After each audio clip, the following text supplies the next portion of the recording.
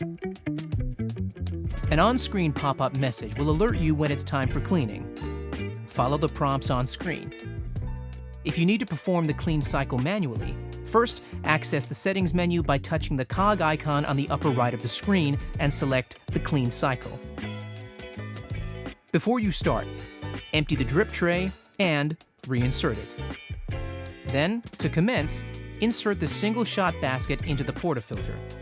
Place the gray silicone cleaning disc into the basket. Place the cleaning tablet into the center.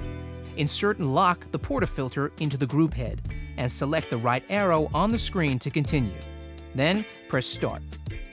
Once the screen indicates the clean cycle is finished, remove the portafilter. The tablet should have completely dissolved. If it hasn't, commence another cycle until it is completely dissolved. Remove the portafilter and thoroughly rinse the portafilter and flush the group head by pressing the brew button.